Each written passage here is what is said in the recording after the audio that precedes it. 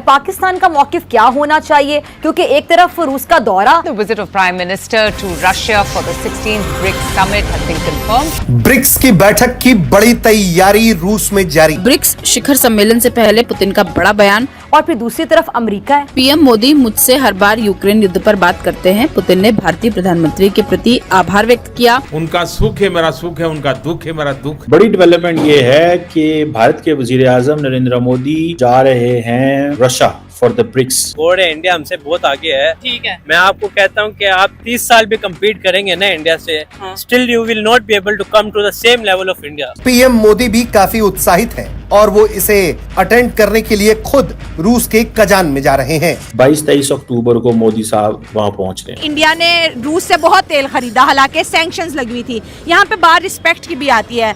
Globally Modi साहब को दुनिया जो है एक रिस्पेक्टेबल लीडरशिप के नाम से जानती है, एक इन्फ्लुएंस लीडरशिप के तौर पे मानती है। तभी तो वो एक ऐसे जोन, वॉर जोन के अंदर कौन सा वजीर आजम जाता है? पाकिस्तान ने ऑलरेडी अप्लाई किया हुआ है।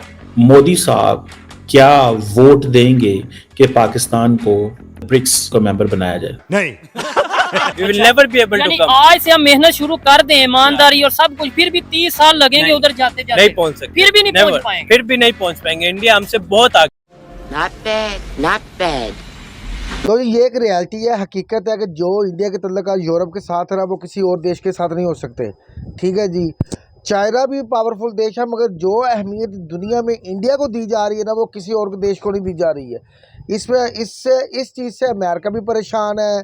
ठीक है जी, इजराइल भी परेशान है, बरतानिया भी परेशान है, चाइना भी परेशान है, और बड़े बड़े देश, जापान वगैरह देश भी परेशान है, क्योंकि इंडिया बहुत जल्दी वो अपने मुल्क को डेवलप कर रहा है, तरक्की कर रहा है, दुनिया को पीछे छोड़ रहा है। ठीक है जी, और दूसरी बात ये है कि पूरे यूरोप ममालिक में जितने इंडियन लोग वर्क कर रहे हैं ना, उनके तरक्की के लिए, यूरोप की तरक्की के लिए जितना इंडिया का अहम किरदार है ना, वो किसी का नहीं है। ठीक है जी, बड़ी बड़ी कंपनियों के जो मालिक हैं, जो सीईओ, वो इंडियन लोग हैं। ठीक है, तो कैसे वो रशिया या यूरोप इंडिया से ख़राब करने का तल्लुकात अपने कभी नहीं हो सकता, और जो इंडिया बोलेगा वही वो करेंगे। ठीक है, क्योंकि इंडिया ने ऐसी ऐसी जगहों पे साथ दिया ना यूरोप का, वो सोच भी नहीं सकते। और ये जो समिट होने जा रही है जिसका नाम ब्रिक्स है, तो ठीक है जी, तो इसमें पाकिस्तान की भी कोशिश है कि पाकिस्तान भी इसका हिस्सा बने। तो क्या होगा कि अगर पाकिस्तान इसका हिस्सा बनेगा या नहीं बनेगा, ये हम देखेंगे वीडियो में।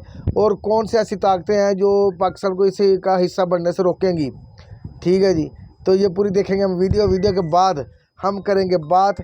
अगर आपको वीडियो अच्छी लगे तो शेयर कीजिएगा, चैनल को सब्सक्राइब कीजिएगा, वीडियो को लाइक कीजिएगा। तो चलो आओ बकिया वीडियो की तरफ। बड़ी डेवलपमेंट ये है कि भारत के वजीर आजम नरेंद्र मोदी जा रहे हैं रशिया फॉर द ब्रिक्स। और ये आज खबर आई थी सुबह, जिसे कहते हैं ना कि जो Indian ministry of external affair है उसकी तरफ से। सो अभी लग ये रहा है कि पाकिस्तान ने ऑलरेडी अप्लाई किया हुआ है। ठीक है, 22-23 अक्टूबर को मोदी साहब वहां पहुंच रहे हैं। और ये जो 16वीं ब्रिक्स समिट हो रही है कजान रशिया के अंदर, देखना यह है कि एक तो मल्टीलैटरलिज्म की बात हो रही है ना आजकल, इसके हवाले से आपको पता है काफी हमने डिस्कशन की है मल्टीलैटरलिज्म पे। बहरहाल इंपॉर्टेंट डेवलपमेंट यह है कि मोदी साहब क्या वोट देंगे कि पाकिस्तान को एससीओ का मेंबर बनाया जाए। अब ये डिपेंड करता है कि will this membership be at India's expense, क्योंकि रशिया जो है वो सपोर्ट करेगा पाकिस्तान की मेंबरशिप, क्योंकि ये ऑब्वियसली चाइना भी रशिया को कहेगा।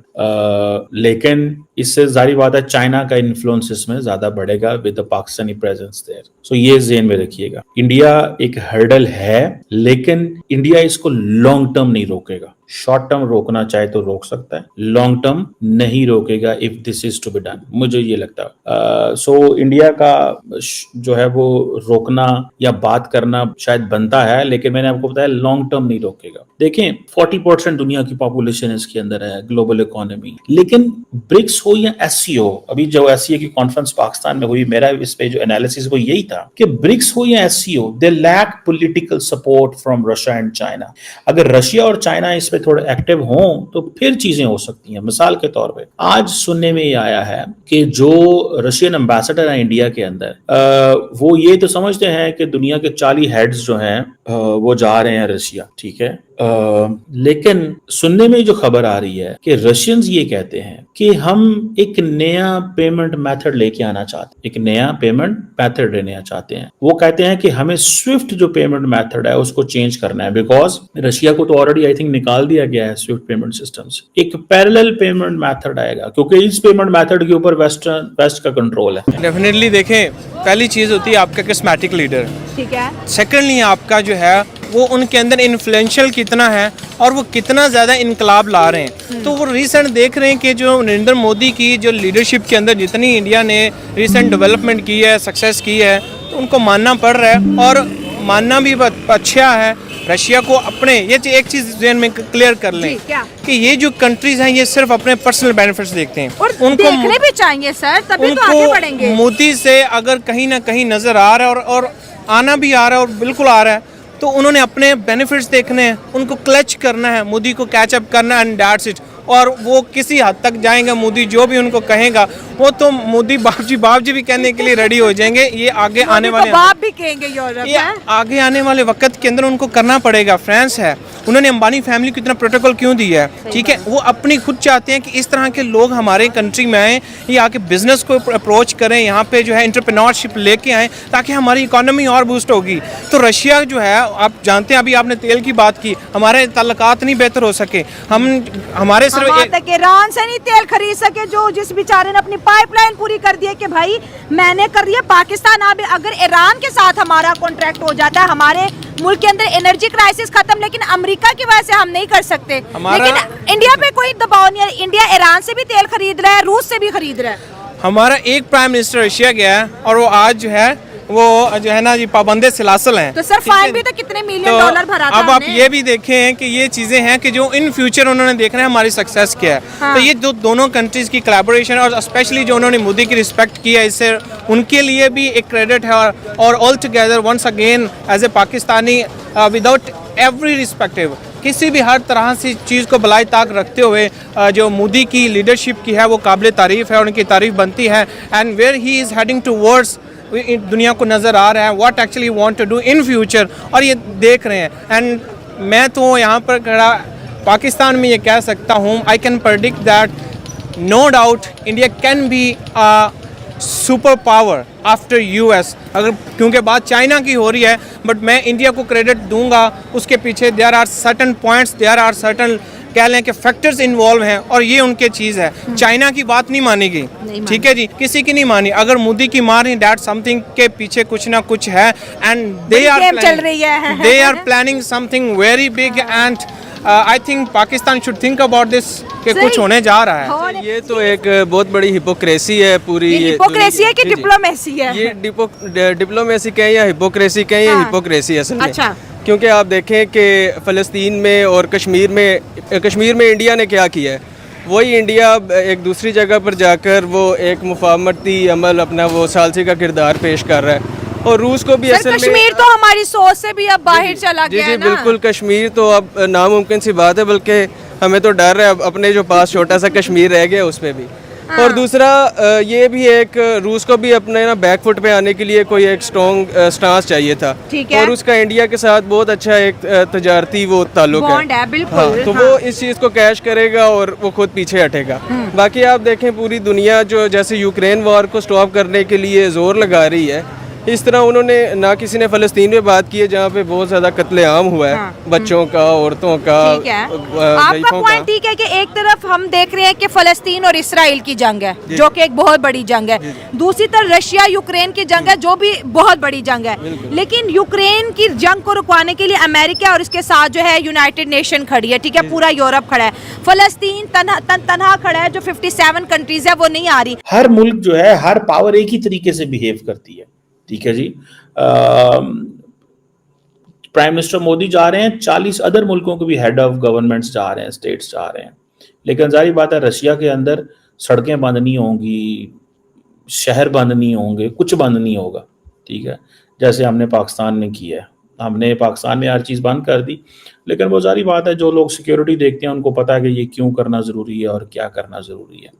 अब पाकिस्तान जो है, जिसे वो कहते हैं ना, ख़ासतौर पे जिस तरह डॉक्टर जयशंकर को ट्रीट किया गया है, एक सॉफ्ट कॉर्नर याद रखिएगा इंडिया के अंदर पैदा हुआ है। मेरी ऑब्जर्वेशन है, I may be wrong on this. So India ये कह सकता है कि अगर हम अभी इसको हिस्सा नहीं बनाते तो हमें कल को बनाना पड़ेगा। So why to stop Pakistan, या वो कह सकते हैं stop Pakistan to tell them how important we are in the region and how important we are in the BRICS. You are at the mercy of India in case you have to be the member of the BRICS. ठीक है ना जी। सो पाकिस्तान की जो membership है, ये जो application है, ये बिल्कुल बोले ना एक नई फर्स्ट स्टेज पे है। So we can not think so much on this. ठीक है जी। सो इंडियंस क्या कहते हैं? इंडियंस का मौक़िफ़ ये है कि स्ट्रॉन्गर इंस्टीट्यूशनल फिल्टर्स होने चाहिए। ठीक है जी। इंस्टीट्यूशनल फिल्टर होने चाहिए, और लोग अगर इसमें मेंबर बनना चाहते हैं तो मिनिमम एंट्री रिक्वायरमेंट होनी चाहिए ताकि इस क्लब को एक्सपैंड किया जा सके। मैंने आपको बताया इंडियंस कॉन्टिन्यूसली ये जो स्विफ्ट पेमेंट मेथड रशियंस लाना चाहते हैं, इंडियन इसका हिस्सा बनेंगे। मैं आपको बात बताऊं, because Indians are already working on de dollarization, लेकिन अनऑफिशियली। इंडियंस अनऑफिशियली इस पे काम कर रहे हैं। वो सरेआम शोर डाल के नहीं कर रहे कि हाँ जी हमें ये करना है और हमें करना चाहिए ना। मुझे ये लगता है कि ये कोई इतना आसान काम भी नहीं है जो स्विफ्ट पेमेंट मेथड सिस्टम को चेंज करना। ये एक रियलिटी है, हकीकत है कि जो तल्लकात हिंदुस्तान के हैं ना यूरोपीय ममालिक के साथ, वो तल्लकात किसी और देश के नहीं हो सकते। और जो यूरोप जितना भी है, वो जो जितनी अहमियत हिंदुस्तान को देता है ना, किसी को नहीं देता। चाहे वो चाइना है, चाहे वो पाकिस्तान है, इतनी अहमियत नहीं मिलेगी जो हिंदुस्तान को मिलेगी। क्योंकि हिंदुस्तान ने बहुत ऐसी जगहों पर उनको बड़ी मुश्किल हालात में सपोर्ट किया है यूरोप को। ठीक है जी। और आप ये देख लें कि जब यूक्रेन और अमेरिका की जंग लगी थी, तब उस दौरान रशिया से कितने अरबों का उन्होंने तेल ख़रीदा है, कितने अरबों का तेल ख़रीदा। ये हमारी आवाम भी जानती है, हमारे मीडिया वाले भी जानते हैं। पूरी दुनिया ने देखा है कि हिंदुस्तान के रशिया के साथ क्या तल्लकात हैं। ठीक है, पूरी दुनिया उनको अप्रिशिएट करती है, और रशिया भी हर जगह पे हिंदुस्तान के साथ खड़ा है, हिंदुस्तान के आगे खड़ा होकर हिंदुस्तान को फेस कर रहा है। ठीक है जी। अमेरिका जैसा देश भी अब कुछ नहीं कर सकता। और जो इतना बड़ा समिट होने जा रहा है, जो इतनी बड़ी कॉन्फ्रेंस होने जा रही है रशिया में ब्रिक्स के नाम से, ठीक है जी, तो वो उन्होंने पाकिस्तान में वो शामिल नहीं होंगे इस कॉन्फ्रेंस में। तो चाइना की कोशिश है कि पाकिस्तान भी इसका रुकन बने, पाकिस्तान भी इस कॉन्फ्रेंस में शरीक हो। मगर सूत्रों के अनुसार ये पता चल रहा है जी कि पाकिस्तान को इंडिया कह रहा है कि पाकिस्तान को हम नहीं बनने देंगे इसका रुकन। ठीक है जी। और माननी भी इंडिया की जाएगी। और जितना रशिया इंडिया की बात मानता है ना, किसी की बात नहीं मानता। ठीक है जी, ये हकीकत है। मगर पाकिस्तान को इतना अपने आप को इतना डेवलप करना होगा, पाकिस्तान को अपने आप को इतना मजबूत करना होगा कि वो खुद इस ब्रिक्स जो कॉन्फ्रेंस होने जा रही है, इसका रुकन खुद बनाए पाकिस्तान को। ठीक है, मगर इसके लिए हमें टाइम दरकार है। चाइना जितना मर्जी सपोर्ट कर लेगा, मगर जो अहमियत इंडिया को दी जा रही है ना, वो चाइना को नहीं दी जाती। अगर चाइना को इतनी अहमियत होती चाइना की दुनिया की नज़रों में, तो चाइना में जो बड़े बड़े ब्रांड थे, जो कंपनियां थी, वो इंडिया से और चाइना से ख़त्म होकर इंडिया में शिफ्ट ना होती, और जितने भी इन्वेस्टर है दुनिया के, वो चाइना की इंडिया के बजाय चाइना आना था। उन्होंने चाइना में इन्वेस्ट लेके, मगर चाइना के हालात देख के उन्होंने इंडिया को बेस्ट समझा, इंडिया में इन्वेस्टमेंट लेके आए। यूरोपी दुनिया का दारोमदार इंडियन लोगों पे है। इंडियन लोग जिस मुल्क में जाते हैं, उनके मुल्क की इकानमी ग्रोथ करना शुरू हो जाती है, उनके मुल्क की तरक्की में बड़ा अहम किरदार अदा करते हैं ये जो इंडियन लोग होते हैं। तो ये इसमें हकीकत है, इसमें कोई शक नहीं है कि इंडिया वाकई इंडिया की मानी जाती है। और इंडिया की, क्योंकि हमारी आवाम भी जानती है इस चीज़ों को। सोशल मीडिया के दौर है, हर बंदा समझता है इंडिया एक डेवलपमेंट वाला मुल्क है। सारी दुनिया जानती है कि इंडिया बहुत तरक्की कर रहा है। ठीक है, आने वाले वक्तों में, आने वाले हालात में देखो इंडिया कहाँ से कहाँ जाता है। इसकी अमेरिका को भी बड़ी तशवीश है, बरतानिया को भी, जापान को भी। ठीक है जी, ख़ासकर चाइना को भी। इंडिया करता कुछ नहीं है। इंडिया सिर्फ अपने मुल्क की तरक्की के लिए इतना गामज़न है, इतनी मेहनत कर रहा है कि दूसरे ममालिक ऑटोमेटिकली वो ना जेलसपन महसूस कर रहे हैं इंडिया के साथ। तो ये मोदी सरकार की बड़ी कामयाबी है कि मोदी सरकार ने अपने आप को इतना पावरफुल बना दिया है कि अब यूरोप का इंडिया के बगैर गुजारा नहीं है। तो रही पाकिस्तान की बात है कि पाकिस्तान को भी अभी टाइम लगेगा इस जो ब्रिक्स का जो कॉन्फ्रेंस है इसका रुकन बनने के लिए। तो ये अगर बन जाएगी तो अच्छी बात है। जैसे इंडिया पाकिस्तान में आए हैं, ये शंकर साहब पाकिस्तान आए हैं, ऐसे ही पाकिस्तान चलो जाएगा उधर, फिर उधर जाके इंडिया के साथ बैठ के बातें होंगी। तो हो सकता है कि कुछ अच्छे असरात निकलें इस चीज़ के, दोनों ममालिक की जो लड़ाई झगड़े ना वो ख़त्म हो। तो ये बड़ी बात है कि मोदी सरकार ख़ुद ये ब्रिक्स कॉन्फ्रेंस में जा रहे हैं शिरकत करने के, और देखना कि दुनिया कैसे उनके आगे पीछे घूमती है, क्योंकि सिक्का मोदी का चलेगा वहाँ पे। अगर वो जो है रशिया वाले वो मोदी सरकार के आगे पीछे घूमेंगे तो दुनिया तो सारी घूमेगी ना आगे पीछे। तो ये बड़ी बात है, बड़ी कामयाबी आपको मिली है यार। मज़ा आया वीडियो देख के, बहुत अच्छा लगा। और आपने पाकिस्तानी मीडिया की भी बातें सुनी, पाकिस्तानी अवाम की भी बातें सुनी, तो बाकी सारी सूरत हाल आपके सामने है। ठीक है जी। तो बाकी आपको वीडियो कैसी लगी इसके बारे में ज़रूर बताइएगा। अगर वीडियो अच्छी लगे तो शेयर कीजिएगा, चैनल को सब्सक्राइब कीजिएगा, वीडियो को लाइक कीजिएगा। मिलते हैं अगली वीडियो के साथ, तब तक अपना ख्याल रखिएगा। अल्लाह हाफिज़।